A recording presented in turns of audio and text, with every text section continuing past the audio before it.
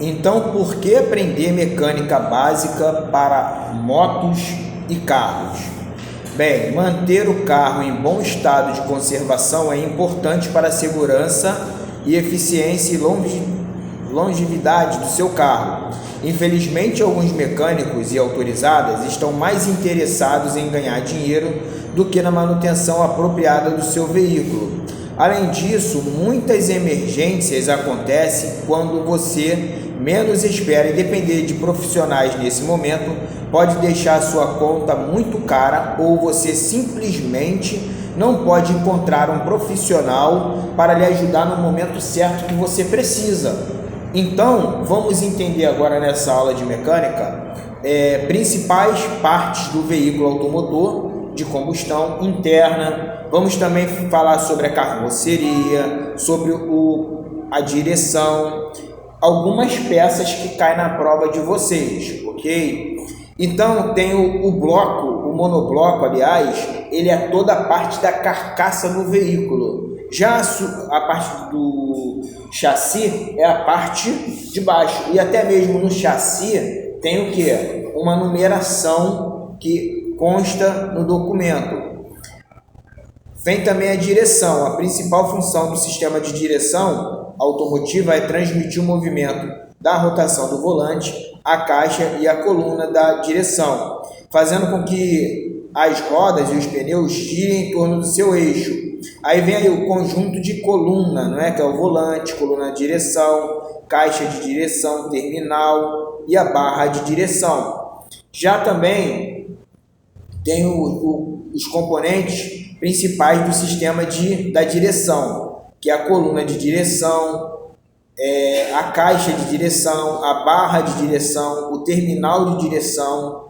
Já a suspensão, a palavra suspensão já vem da parte a palavra já fala sobre o que? Suspender, não é mesmo? É o sinônimo de elevar, ou seja, é a parte que vai ficar o maior peso, a parte que vai suportar todo o peso do carro. Então, também é notável que na parte da suspensão vai ter o que? Os amortecedores que vão estar ligando a parte do monobloco, não é? Falamos agora sobre as rodas. As rodas, elas devem ser o que? Circular, somente circular. Roda quadrada não existe, né? Apesar que tinha um desenho que tinha animação a fogo, né? Uma roda quadrada, camarada aí, ó. O pica-pau foi lá, meteu no bico e ó, fez com que fosse redonda. Ou seja, a roda ela deve ser equilibrada. Quando o motorista alcança uma determinada velocidade, vamos supor 80 km, e o volante começa a ter trepitação, tremer, o que está acontecendo ali naquele caso? Alguém sabe? A roda... Isso aí, desbalanceada. É feito o procedimento, colocado um pedacinho de chumbo na parte externa para dar o equilíbrio exato da roda e parar essa trepitação. Agora, vamos supor quando você alcança também uma determinada velocidade e afrouxa um pouquinho as mãos do volante e o carro puxa ou para a esquerda ou para a direita. Qual o problema que está ocorrendo? Alinhamento, muito bom. Ou seja, tem que ser feito. Agora, também quando trocar os 4 pneus, tem que ver se vai dar o que? Alinhamento, balanceamento, cambagem, para não ter o desgaste irregular dos pneus. E isso é importante, tá? Ser feito esse procedimento. Agora, com relação aos pneus, de acordo com a resolução 14 do CONTRAN, que isso foi em 98, eles devem oferecer as condições mínimas de segurança. Portanto, devem ser semanalmente calibrados. Os seus sulcos, que são os frisos, onde tem o escoamento de água, eles devem estar, no mínimo, com a profundidade de 1,6 milímetros, para não oferecer insegurança para os usuários da via nem para o motorista. Por quê? Pneus em mau estado de conservação e mal regulado com relação à calibração, em um dia de chuva, pode ocorrer um fenômeno da aquaplanagem, que é a combinação de velocidade e pavimento molhado, e também as más condições dos pneus, ok? E sucos do pneus, esses frisos, tem umas borrachinhas, que é chamado TWI, que quando ele chega a alcançar a superfície do pneu, já está na hora de ser trocado. O pneu com pouca pressão vai ter um desgaste de combustível maior, não é? E também vai ter o quê? O pneu com desgaste irregular, o volante fica pesado, e ele com a pressão excessiva, acima das normas do fabricante, ele vai ter o desgaste na banda central de rodagem e pode provocar o quê? Um estouro. Agora, é necessário calibrar de forma ideal, de acordo com as orientações do fabricante. Agora, falando sobre os freios, o freio que apresenta mais segurança hoje é o sistema ABS, que é a trava anti-bloqueio. É o sistema de segurança de automóvel que permite com que as rodas de um veículo mantenham a tração em contato com a superfície da estrada enquanto o motorista freia. Ou seja, não é aquele tipo de freio que trava imediato as rodas e o carro sai deslizando, tá? Ele vai travando gradativamente até a parada total do veículo. Por isso que a direção defensiva fala também sobre excesso de velocidade. Quanto maior a velocidade, menos tempo vocês vão ter para parar o veículo de vocês. Conjunto elétrico também vai falar sobre o motor de arranque, o sistema de ignição, circuito de arranque ou de partida, que vai também ter o sistema de iluminação e o circuito de acessórios. Ok? Agora, o conjunto elétrico, a eletricidade, ela atua tanto no desempenho do funcionamento do motor, quanto nos aspectos do conforto dos usuários do veículo. Ar-condicionado, não é mesmo? Todo o procedimento que venha estar fazendo com que o condutor venha ter o maior conforto e segurança. Já as baterias, elas são uma fonte que vai alimentar todo o circuito, todo o sistema de funcionamento do veículo. O alternador do veículo é como se fosse um gerador de corrente, aliás, é o gerador de corrente elétrica, e ele também transforma a energia mecânica em elétrica e tem a função de carregar a bateria. É como se você tivesse o telefone celular só utilizando, sem colocar ele na tomada para carregar. Não vai ter como você usar, né? Esse é o trabalho do alternador, ele vai fazer com que ocorra essa recarga da bateria.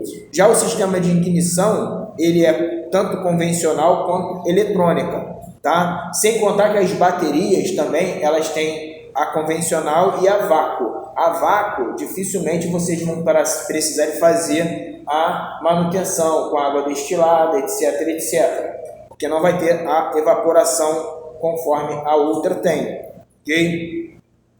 Já o circuito de partida do veículo, ele é o sistema de motor de arranque, que é componente do sistema elétrico, que consome a energia da bateria. O sistema de iluminação do veículo é composto pelos faróis, lâmpadas, luzes e os outros componentes que vai fazer com que o seu painel te passe totalmente as mensagens que você necessita saber do veículo. O veículo vai te passar as informações e você precisa de fazer a leitura. Hoje temos os veículos mais modernos que vai ser codificado. Então você tem o manual do fabricante para estar acompanhando o que o teu veículo precisa. Agora, falando um pouquinho só da parte do motor, o motor tem os seus acessórios também. O motor é a fonte de energia do veículo, ele converte a energia calórica produzida pela queima e a explosão do veículo, do combustível, aliás, em energia mecânica. A energia é transformada em um movimento giratório que, através dos componentes do sistema, é transmitido às rodas. Então, a parte superior do motor tem o que? O cabeçote, logo após vem o bloco, o verabecrim e também o cárter. Agora, e quando as velas começam a melar óleo?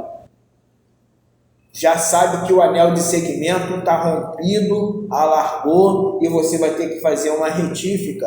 E não é barato fazer retífica, tá bom? E é necessário. Existem pessoas que fazem o quê? Até colocam um castelo, que é o chamado... esqueci o nome. Oh, meu Deus do céu. O castelo mesmo, que vai suspender a vela para não melar tanto, mas porém o carro vai perder a força. Isso vai ser um serviço praticamente como se diz porco. Não, você vai suspender um pouquinho só para dar meia vida, para você levantar essa grana para fazer o procedimento correto lá na retífica. Já existe peças também no motor chamado de pistão. Primeiro tempo, segundo tempo, terceiro tempo e o quarto tempo do pistão. O primeiro tempo do pistão, o pistão desce, ocorre a injeção da mistura entre o ar e o vapor da gasolina. Já no segundo tempo, o pistão sobe comprimindo essa mistura. Já no terceiro tempo, a vela da ignição lança uma faísca que causa uma explosão da mistura e empurra o pistão para baixo. Já no quarto tempo, o pistão sobe e libera os gases formados pela combustão. Então, são 4 tempos que vão estar relacionados ao pistão, tá? Agora, vamos falar também sobre o sistema de alimentação do veículo, que são os combustíveis, né? Vem gasolina, diesel, etanol e o gás natural. É notável que o gás natural é o mais econômico de todos eles. Por quê? É que a vida útil do seu veículo também vai ser comprometida. Edmilson, eu não entendi. Olha só, se você tem um veículo que tem gás natural, você não pode rodar somente no gás natural. Você precisa de fazer alguns movimentos com o veículo em gasolina e de preferência aditivada para limpar os bicos injetores. Suponhamos assim, aqui no centro de Campo Grande, vou ligar o carro na gasolina, vou rodar na gasolina, vou para o centro da cidade. Quando cheguei lá na Avenida Brasil, vou converter da gasolina para o gás natural e vou até a passarela 1 no gás. Chegou no centro da cidade, vou fazer o quê? Voltar para a gasolina novamente. Com isso, o meu veículo vai ser o quê? Lubrificado e eu não vou usar somente o gás natural. Já vou fazer uma boa economia ali, tá bom? Por quê? Senão você vai comprometer, vai ressecar toda a peça do seu veículo e a manutenção vai ser bem cara, ok? Então, é por isso que o IPVA é barato, tudo é mais barato do veículo que é a GNV. Já o sistema de lubrificação, aliás, falei errado, de lubrificação, é o óleo, que é feito a troca de acordo com a quilometragem. Toda vez que for trocar o óleo, é necessário trocar o filtro de óleo do veículo. Por quê? Porque é necessário um óleo de qualidade, de acordo com as orientações do fabricante do seu veículo, para que esse veículo venha ter uma vida útil também boa, né? Não comprometer. Agora, com relação a válvula e etc., tem o radiador, a bomba de água, a câmara de resfriamento, a ventoinha, entre outros. É necessário fazer também a manutenção preventiva do veículo. Já o sistema de transmissão é produzida pelo motor até as rodas, tá? A embreagem, que tem o que? O platô, o disco, o rolamento também, o volante do motor, por isso que não pode ficar descansando o pé na embreagem, porque vai queimando, tá? O painel de instrumento tem todas essas luzes conforme eu mencionei, indicador aqui é óleo de combustível, né? Bateria, indicador de bateria, que é amperímetro, o indicador de pressão de óleo, o tacômetro, indicador de combustível, tudo isso é necessário. Freio de estacionamento, lâmpada de piloto, seta para tanto para a direita como para a esquerda, farol baixo e alto, pisca-alerta, luz interna, cinto de segurança, entre todas as outras. Então, é importante vocês se familiarizarem com o painel de instrumento do veículo, porque assim, na prova de direção veicular, você vai ter bem mais chance de passar com sucesso.